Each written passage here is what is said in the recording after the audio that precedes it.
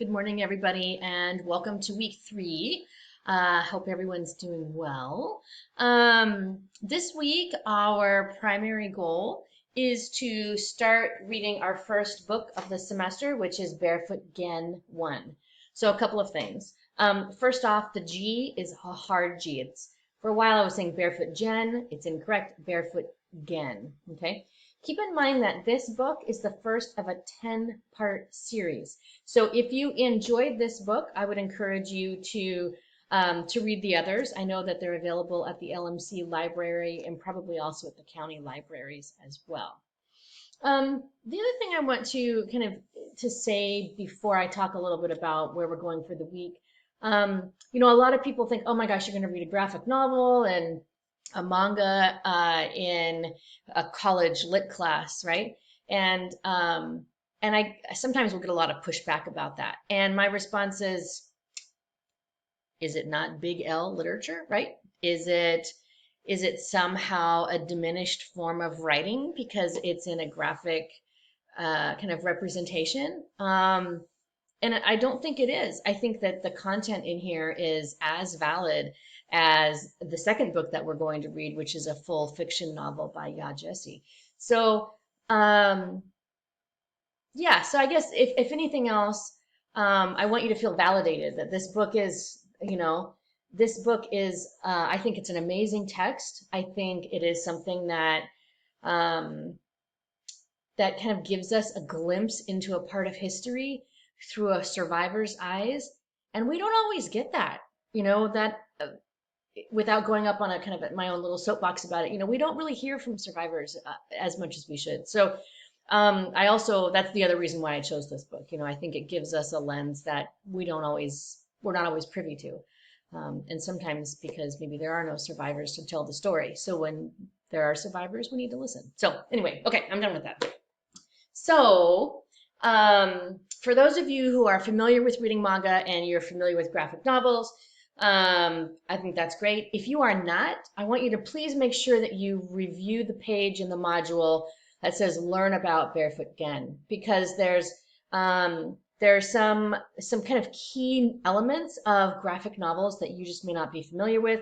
In last week's module, here I'm going to pull it up on the screen, there was a page about how to read a graphic novel. I would encourage you to read that. But for this week, there's a page about Barefoot Gen. So make sure that you read that.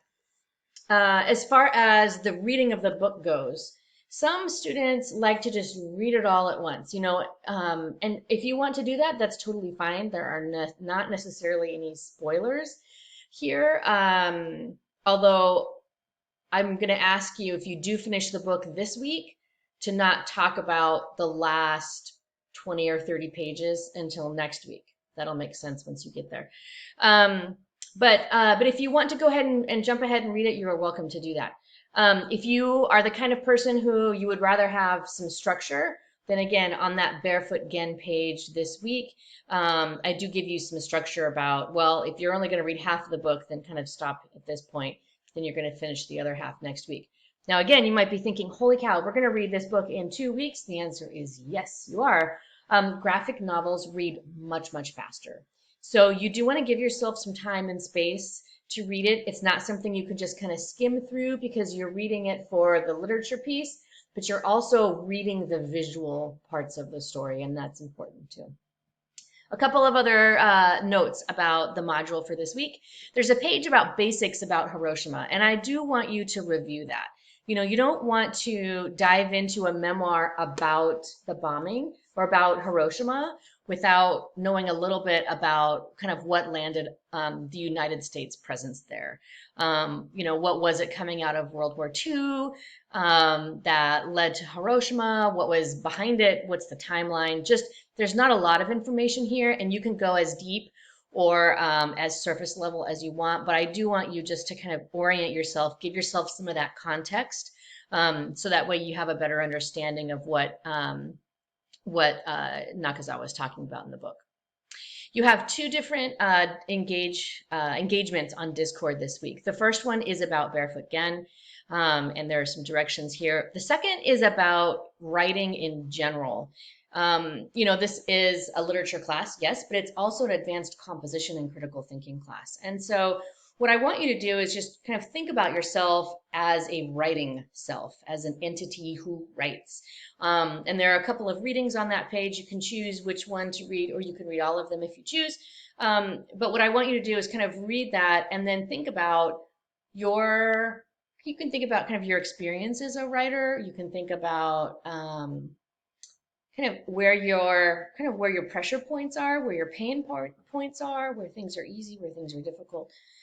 There's some directions on this page to get you thinking about that. And then there's a page here that doesn't really have an assignment attached to it yet.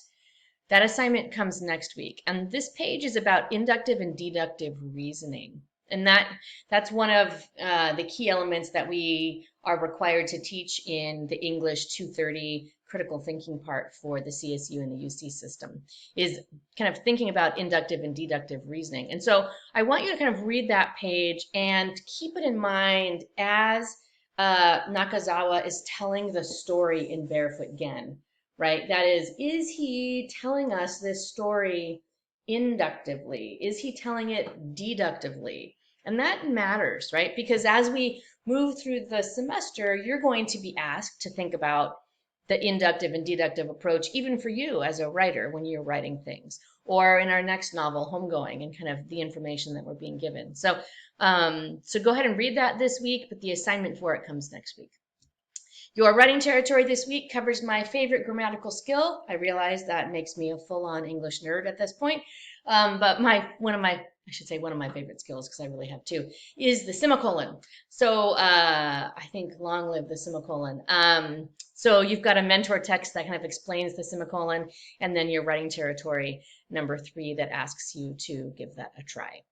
Okay, so that's it. It's actually it looks like a short week. There's not a whole lot going on this week in terms of content, and that's mainly because you're working your way through Barefoot Gen. If you have any questions, please don't hesitate to ask. This week, my office hours are back to normal, so you can find those on the announcements, but they're essentially Tuesday, Thursday afternoon, and Wednesday evening. If you need to get a hold of me before then, please do not hesitate to ask. Send me an email. And if you want to meet, then we can coordinate a time that works best for you. All right. Hope you're well. Have a great week.